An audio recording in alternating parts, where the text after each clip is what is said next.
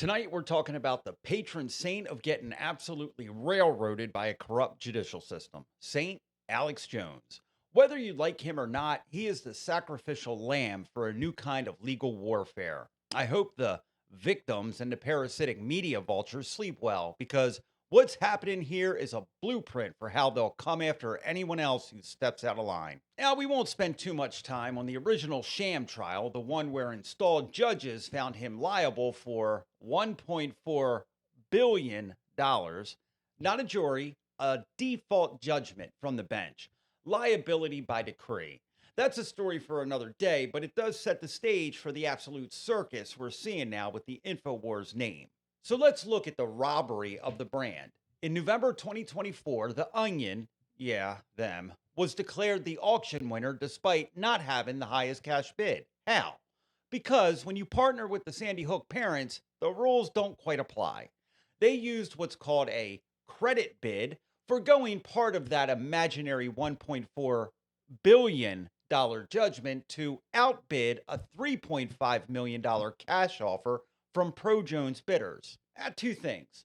First, how the fuck is that legal? Second, it's kind of hilarious that the Onion is so broke they couldn't even scrape together $3.5 million without a handout. The fraud was so blatant that even the federal bankruptcy judge halted the sale, saying, and I quote, "No one should leave an auction with the perceived lack of transparency that occurred here." But when the federal court wouldn't play ball, they just shopped for a friendlier venue in state court. They cooked up this licensing deal where the Onion pays $81,000 a month, which they're probably struggling to afford, to rent the name Infowars and turn it into a parody site.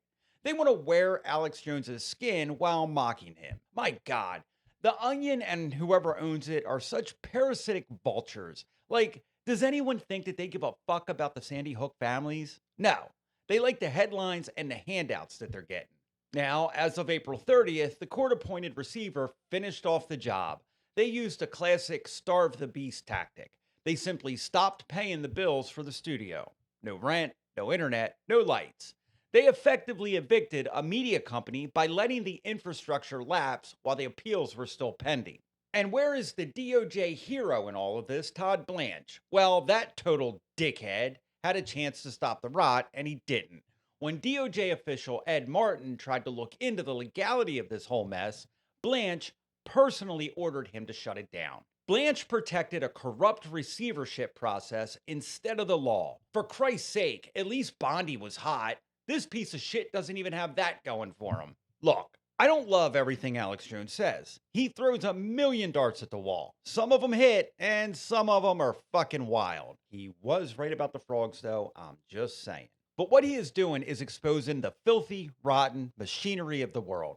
On that alone, both sides of the spectrum should defend him. However, what we're seeing is both sides of the aisle working together to silence a voice they can't control. This is all political theater, and we're just background scenery forced to watch a bad movie being made and not allowed to question a goddamn thing. The legal system handed Jones a sandwich made of elephant and donkey shit. How long until you find yourself having to swallow down the same corrupt rubbish? And with that, I'm out. You've got to say, I'm a human being. God damn it. My life has value. That's the tape.